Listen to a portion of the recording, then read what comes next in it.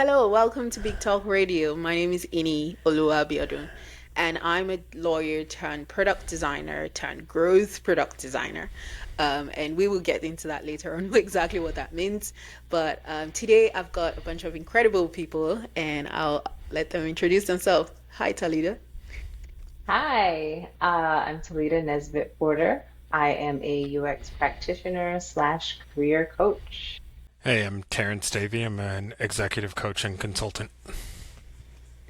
I'm Aya. I'm a militant mentor for designers and artists. Today, we are talking about psychological safety. I think I might have brought it up last week because it's a really important topic to me. I'll start by giving folks a quick resource if they want to learn about a really practical way to think about it in a business context. There's a book called The Four Stages of Psychological Safety by Timothy Clark. And I think it's really fascinating. But what it talks about, and the way that I think about psychological safety, is that you create an environment and uphold an environment where people are welcome to be themselves, bring their own perspectives, challenge authority, and contribute to success. And now there's a whole lot of practices that we can get into that go into like building a psychologically safe environment. For the most part, it doesn't just happen automatically. Like it takes effort and consistent input. I think I think the thing that you mentioned about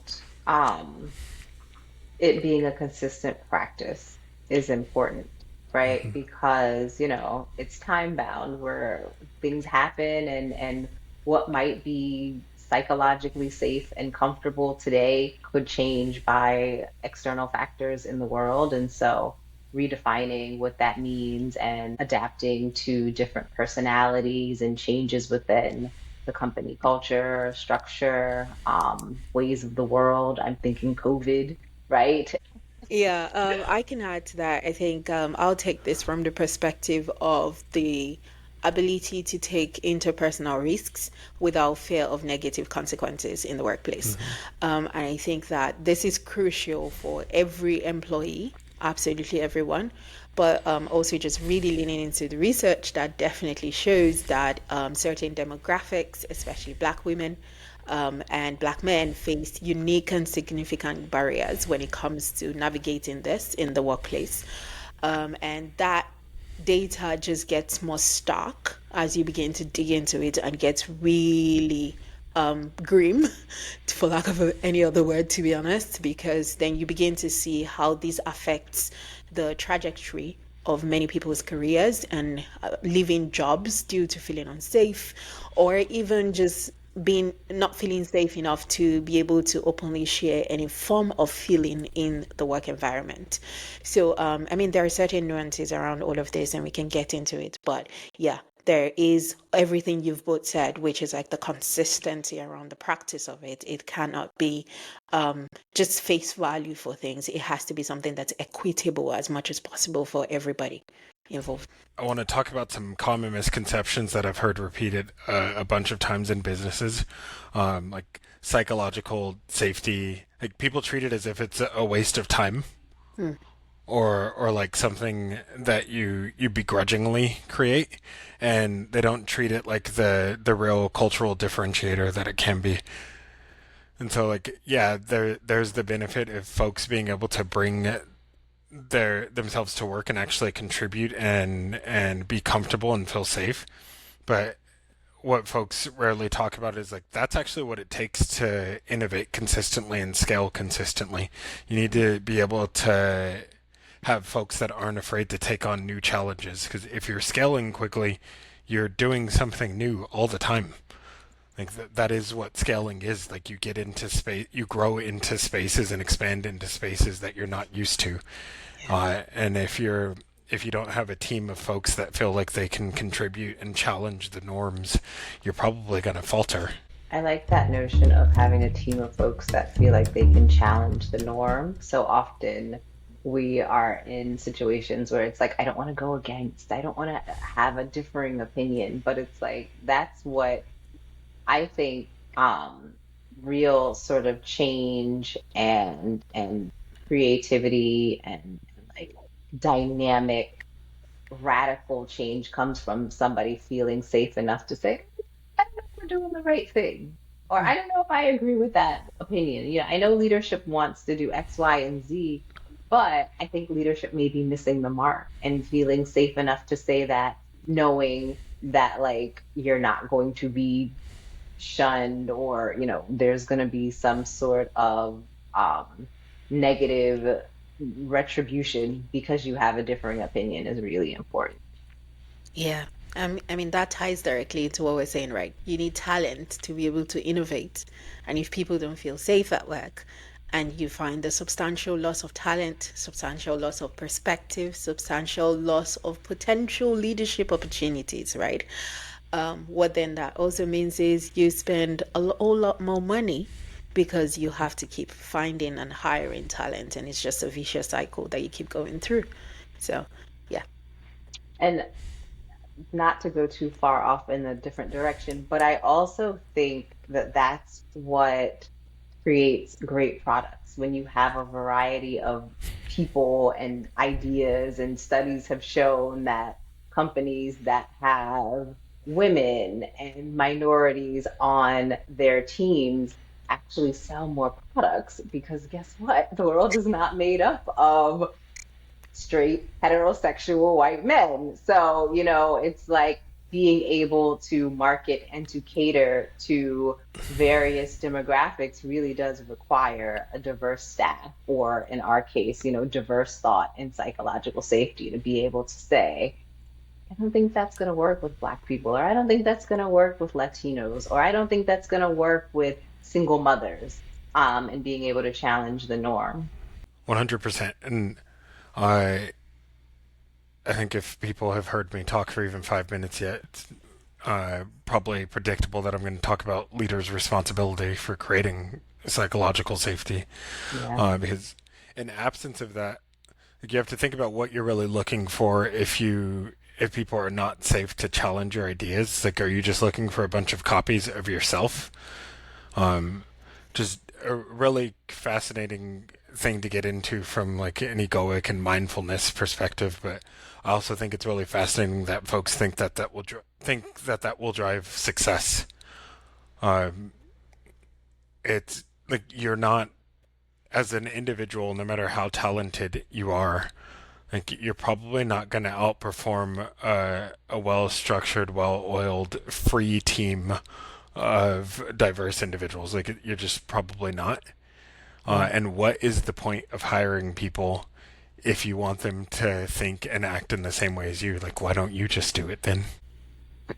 I think I'll preface this by saying that I really began to think about this subject in its reality in the past few years after I moved to the UK. And prior to that, it's just something about being in the majority with how you grew up. So it's a whole different perspective to life. It's a whole different experience. And suddenly you're in a different world, and it's almost like, wow, okay. Um, how I've navigated through life with a lot of cultural, perhaps like things where you give way to people to let them speak first. You perhaps do not, you hold your tongue when you don't agree with something because you don't want to come across as being disrespectful and things like that, like cultural stuff that definitely would have carried across into the workplace. And suddenly it's an entirely different type of reality. And so I began to dig into that more and more just based off my experiences, and really realizing that if I continue this way, I might as well just be a doormat that everyone can walk all over. And I would take all of these emotions, bottle them up, and be venting at home, right? And I think it's in two ways. On one hand, there is that scenario where it's just a fact. More and more women, we really would love for them to be in leadership spaces, but that's not the reality, and it definitely has an impact. But as I also grow in my career and I consistently look around me, I'm not seeing people who look like me as I become more senior, especially in product design. And it's I can imagine it's probably not that much different in America, but in the UK, And there was one defining moment for me. It was my first job here, and I just got in a dressing down at work, more or less.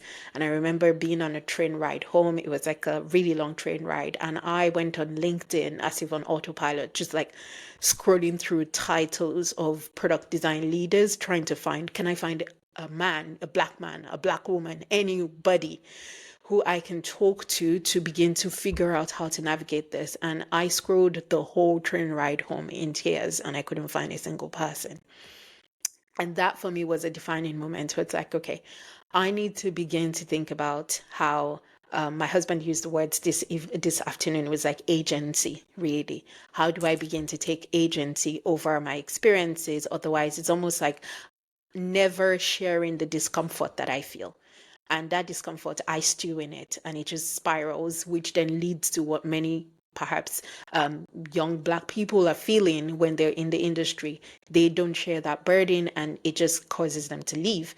And so if I'm determined to say, hey, this is how my career should evolve, then I need to take that agency. So really, in my experience, that's what began to push for it. Like, how do I begin to intentionally listen on my part, but also it's not like there's a very fine line between, hey, I'm not feeling psychological safe, but then, hey, this is the scenario everywhere, and that's the baggage I carry. Like, I almost expect it to be the case, so it becomes a self-fulfilling prophecy. But I'm not doing the work, really. And honestly, I wish I could say, oh, yeah, it's work I've been doing. No, that's part of the lessons I realized today from a conversation. It's like, okay, yes, I need to take agency, but even beyond that, there is a very thin line between victimhood and yes, I can be safe, because two things can exist and be true. I can be feeling unsafe, but I could also be staying in that discomfort because I'm too scared to do the work of sharing the discomfort. Like, hey, here is how you're also contributing to how what I'm experiencing. And as much as there is work to be done on my part, there's also work, change that needs to happen from your side as well. So to answer your question, I'll just say, like, the work, unfortunately, by default starts with us, painfully so. But that's a reality that I think I've come to confront. It should not be the case, but when a system, the analogy that my husband used is like when a system, something gets introduced into a body, the body releases antibodies to try to kick it out, right? Because it's not used to having it there. Now, if you, as the new thing in the body, the foreign body, choose to exit, then it sort of cements to the body that that foreign matter was never supposed to be there in the first place, which we know that we're seeing that kind of rhetoric in today's world, right? About certain expectations regarding how we are. But if you choose to stay and begin to introduce the change, which should not be your responsibility, but unfortunately that's the reality. If you choose to stay and begin to do this, perhaps no one's saying you have to overhaul the whole organization, but perhaps you could begin to introduce the kind of change that makes it easier for the next person that looks like you to flourish. So it's like you walk so they can fly, that sort of thing. I want to ask you sort of a follow-up question. Like, how do you start those conversations, even with someone who's like willing to have the Mm. conversation, knowing that they're going to be like, she's talking about racism, or she's talking about sexism, or she's talking about something that makes me totally uncomfortable because I am not your sex or your race. Like, how do you bridge that divide? Honestly, there's no hard and fast rule yet, so I can't say this is exactly what. But the things that I'm experimenting with is, so for example, I did advocate for myself recently, and it went well, which I was like, whoo. And on a high level, it was basically I looked at the body of work that I was doing and realized perhaps my time is better spent on a different team. And it was terrifying because it's also like, hey, hang on a second. I've only just joined this space and now I'm saying that my time is better spent, my skills are better used here. But if I stayed in it, what I was also experiencing was the almost like an erasure, which might not have been intentional on the part of everybody else, but that was my experience, my lived experience. So, step one was thinking through the kinds of conversation and actually workshopping those conversations as well with people who get it and get me, right? The different tactics I could explore. Like, okay, could I go to them and talk about it this way? And it's like, can we clean up the language a bit? So that's why I said it should not be our responsibility. But unfortunately, that's the work of change, the burden of change, so to speak. So it's like workshop the language, workshop the process, and then eventually reached out to my line manager to have a conversation and say, hey, here is what I've seen so far. But then I'm not also posing it as a problem. I'm posing it as this has been my lived experience and this is how we could potentially solve it. So initially I came to them like, could we find a creative solution where I'm sort of bridging these two teams? And the outright response was, I don't think you'd be able to handle that level of work. Why don't we look at how you might actually contribute better on this other team? And I was like, oh, okay. I was expecting it to be a harder conversation like that. But then that's the instance of someone who is also willing to listen to that conversation, right? We must also acknowledge that there are instances where people don't or are not ready to listen to that kind of conversation. And I've been in that example before where unfortunately I did not have the agency to advocate for myself as well. It was more like, okay, I believe that I'm ready for the next step, the promotion and things like that. And it's an instant shutdown. And the response was something along the lines of, I don't think you will ever be ready. And he's like, whoa, okay. Wow, never. We're using very sharp language here, right? Yeah. But unfortunately, in that instance, I didn't have the language to be able to share that discomfort to help them understand, like, hey, perhaps not that kind of, even if there are things to work on, there are better ways to say it, right? And also, it's also your subjective opinion because there's nothing yet documented performance wise that's proven. So it's all of like sudden feedback when it's Yeah. now time to talk about promotions. So anyway, to answer your question, it's more like how do we workshop the kind of language with people who get the scenario and get us, and also sitting in the discomfort of the fact that we might not like the responses of the people around us as well. So what can you be intentional about cleaning up? Like just really listening to that feedback and then prep yourself mentally.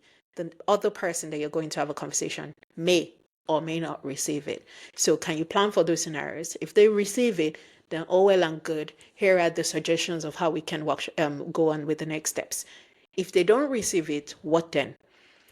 How far are you willing in your decision making? Does it change the entire scenario for you? Like what are you willing to do? So for me it's like a case of, hey, am I willing to stay in this or do I need to, Well, yeah. if somebody tells you you're never going to get a promotion, you should probably be looking for your I next did. job, I did. There was no way I was staying after that. right? Like that's a real easy one. I did. But yeah, there are other subtle I think where it gets tricky is if it's nuanced, right? I can't think of one, but I know I've been in those kind of scenarios where it's almost like, is it what I think it is? Or is it me? And when it comes to those kind of Well, that's the scenarios, gaslighting part of it, right? If you're thinking it's you and it's not you because this is your lived experience. Yeah. exactly. So yeah, so there's so many layers to it, but definitely, I think I would lean heavily on the people around us, but also just one thing to be mindful is just make sure you're not also creating an echo chamber where everyone agrees simply because, oh yeah, we are all experiencing this, because it's that thing, like if the person on the other side is willing to listen to you, then an echo chamber doesn't help you because that potentially reinforces that it's like, oh yeah, what you're feeling is valid and you should push for it without necessarily finding a solution that takes care of things and moves things forward for everyone. Yeah. Or if they agree with you, but then they do nothing, right? They're like, oh yeah, that's terrible. Your experience is so bad. Next. Right. I Yeah. agree with you, but there's nothing I can do, and they clearly can't do.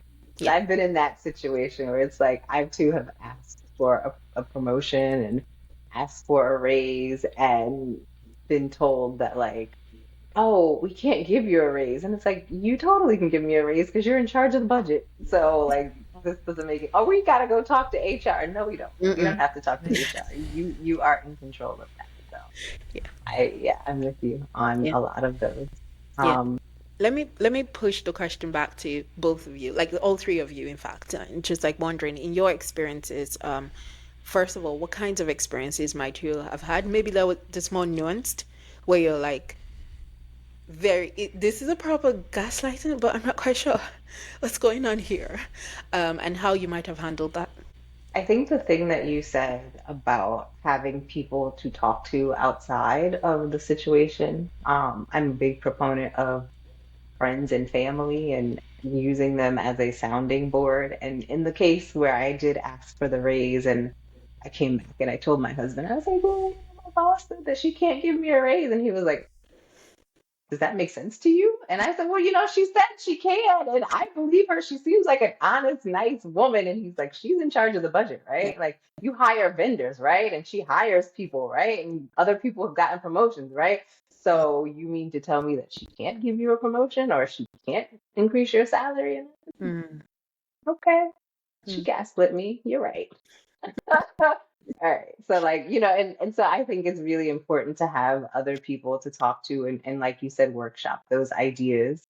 Um, I also think it is important sort of delicately to talk to your coworkers about those types of things. I remember I was leaving a job because I was just worn out. Like I was working, working, working, and it was just too much. And I was like, the pay is not enough for me to be able to stay here, and I need three of me to do this work.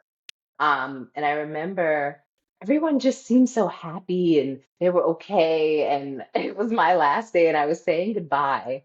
And this woman said to me, I'm so tired. I smile and I nod and I pretend like everything is okay. And I was like, are you serious? Because I mm. thought it was just me. And she's like, no, we're all dying, but nobody wants to speak up. Really? That's terrible. But it's because they had created a place where there was no psychological safety. No one wanted to be the person to crack and to say they were tired or to say they were this. And I was just like, I can't do it anymore. This is impacting my health. It's impacting my ability to sleep at night. Like I'm working till midnight and waking up at 5 the next day. Like it was terrible. I couldn't do it. So I've been there in those situations where maybe I could have advocated more, but I just decided it wasn't worth it. I left. This really fascinating topic for me because it's something that I've talked about a lot because I've experienced a lot of times where I'm the only black person in a place, the only person of color in a place, especially in executive leadership. It's super rare in software. Like it's just getting rarer and rarer. Like Yep. the more I like narrow in on the work that I've actually done. But I also have the benefit of like being a big strong man and like growing up with a feeling of physical safety all the time.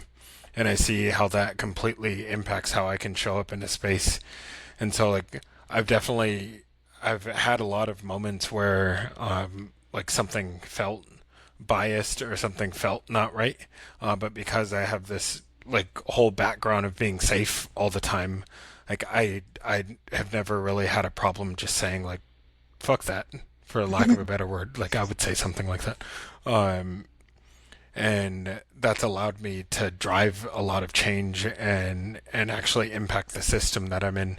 And so I speak of it more from a space of like how do leaders create the type of environment where employees don't have to be brave or courageous to just say what's actually happening and what they're feeling, right? And it's like being really conscious of the power that you hold in a situation. Like if you're in a leadership position, you're creating a power dynamic with everyone that's on your team, and it is your responsibility to be aware of that and use that power responsibly Yeah. for the good of everyone around you and your goals and your company. So, uh, yeah, it's like it's hard for me to think of situations where like I felt really shut down by a leader because I can think of situations where I felt like someone was trying to shut me down and I got incredibly combative. But again, like I know that that is a privilege that I have. Um, Yeah, I'll And I stop like there. that you mentioned that it's a privilege that you have, because as soon as you said that, I was thinking it would be totally different as a woman, right? Like we Hmm. could say the same thing, we could be equally as combative, and they would just, oh, Terrence is a guy, he's a man, he can do that. Like Toledo, she's the angry black woman, she's disgruntled, and she on her period, like what's wrong with her? You know what I mean? There's like a lot of things that would just go into it. So I have had to sort of battle against that and say, Hmm. even though I feel, because you never 100% know, feel like this is going to be taken out of context or their perspective is not going to be what I want it to be, I still need to say what I need to say. I still need to advocate for myself. And it goes back to what you were saying, Annie, in terms of like having a sounding board and having people there to push you. Not to embarrass Aya, but like she pushed me to do something this week that I was just like, I just don't eat it, like I'm not gonna let this, I'll just eat whatever. I spent a lot of money. I'm not happy with the service, but I'm not gonna fight. And she's like, no, you should ask for your money back because this is terrible. And I was like, I agree, it's terrible, but should I really? I really should. And so I did, and it was great. So having people behind you to push you when you're not feeling psychologically safe, I think is really important. And you may not always get that at the company. Like you may have to lean on friends and family. I mean, I guess I do. I have a question for Terrence. Yeah. Um, when it comes to that power dynamics part, so maybe not for yourself, but then for other people around you, I'm wondering how you show up in the workplace that helps make sure you're perhaps putting people at ease in a way that they can feel confident and comfortable enough to also show up as their best selves.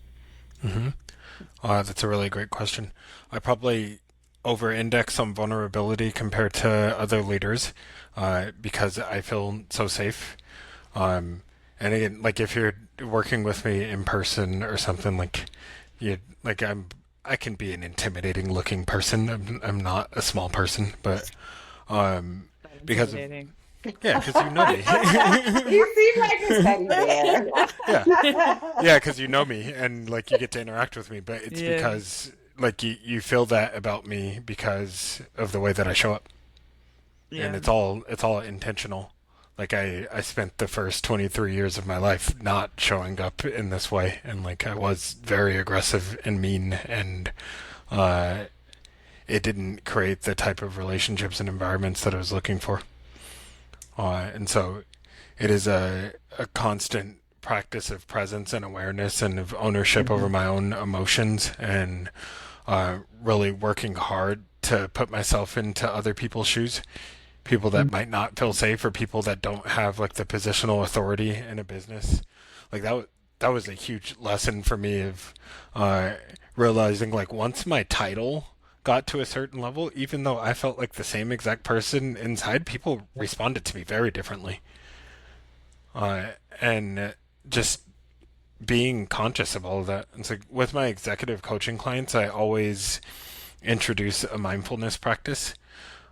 And based on the person, like we can make it as spiritual as they want, or we can go pure pragmatism, like your ability to stay present with what you're feeling, what you're seeing, what you're saying, and what you're hearing makes you a more effective leader.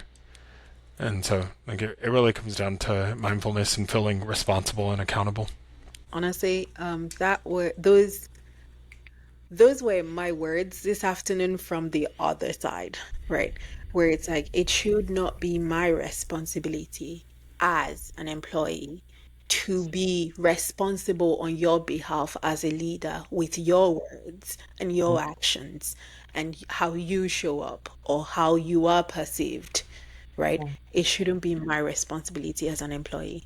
But unfortunately, what I've had in my experience has been one, being the only female black designer in a team of over 100 designers, for example, or just being one of the few black women in an entire office, right? Um, what I wish more leaders understand is that by default, there is already a way that you, as the person who is the other, are careful with your words, with the way you show up, with the way you act, there is already all of those processes that's running in your head. So when interactions with leaders create scenarios where we don't feel safe, it should not be my responsibility, but unfortunately it ends up being our responsibility to then coach someone else. So I Yeah. absolutely love that your response touched on that. Yeah.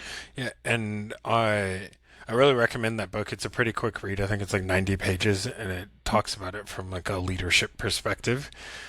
The real beauty is if you invest consistent time and practice into building a psychologically safe environment, and then as a leader, you have to give someone direct feedback, they're also going to receive it better.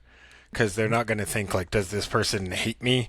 Do they dislike me? Do they think I don't belong here? They're going to think like, oh, this person really wants me to grow and succeed, and they've proven that every single day. And so maybe I should listen to this feedback. I was also thinking about just, it sounds like there's a lot of weight you have to carry that a lot of people don't have to carry. And Yeah. I really feel that a lot of the strongest people I know hold that weight and feel like it's their responsibility to deal with that weight. And I just want to say that there's a lot of people that can help you and want to help you kind of work through that and not feel like you're alone, you know? So that's just my 2 cents. Yeah, my takeaway is like leaders be better. That's, that's always my takeaway. Like, if you have the privilege of being in a leadership position, and you can be a leader without having the title, but if you have the privilege of having the title as well, like, it's not just that you have more pay or you get a fancy new job. Like, you get that extra pay because your job is supposed to be harder. Like, take the responsibility.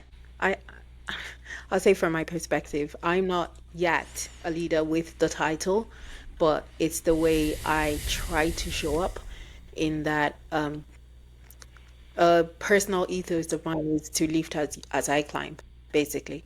And so I take that responsibility as hard. Like you said, the weights can feel incredibly hard to carry, but then I also remind myself of that me on the train looking for someone else, and I wonder how many people like me are experiencing that. And the more I mentor other young women and listen to to the complete horror stories, I'm reminded more and more why this is important work. And it does feel me like, as uncomfortable as it is to show up in these spaces, it's that reality that perhaps I am here so that someone else can then come in and have it an easier time. And it doesn't make it any easier. It makes me angry many times.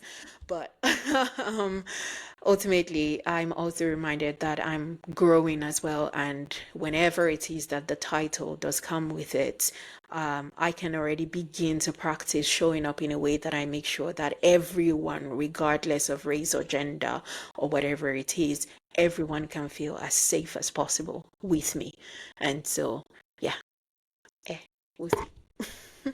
I think one takeaway is have a sounding board of people that you can reach out to and talk to because um, your leaders may not realize that they're gaslighting you, or they may be in very awkward situations, but you need to know that like you are not crazy if you are not feeling safe, that you are talking to other people. Don't rely on anyone, but just know that your feelings are valid. How you are interpreting things more than likely is true and valid. So don't take things sort of at surface level. If you are feeling something deep in your heart, talk to friends, family, get outside perspectives, and then move accordingly. I think on the leadership piece, it is your job to do the hard work of understanding what makes your team psychologically safe, and just believe people's lived experiences. It's not your job to judge that experience. If someone comes to you and they say something to you that you don't believe, or I don't think someone has done that to you, that's not your job. Your job is to trust and believe until people give you a valid reason to not trust and believe. But more than likely, somebody's not going to lie to you about their lived experience. So figuring out how to accommodate them and how to change the culture so that people can feel very comfortable coming to you, creating a space for that, I think is super important. And that's one of the things that Terrence talked about. But I think it's really important that as a leader, you take that responsibility and you read all the books and you do all the work and go to all the workshops and figure out how to do it, because people don't leave because of terrible companies. They leave most of the time because they have a bad boss that's not advocating for them. You can stay at a horrible company if you have a great boss, because you know your boss is going to look out for you and protect you, and that's your job.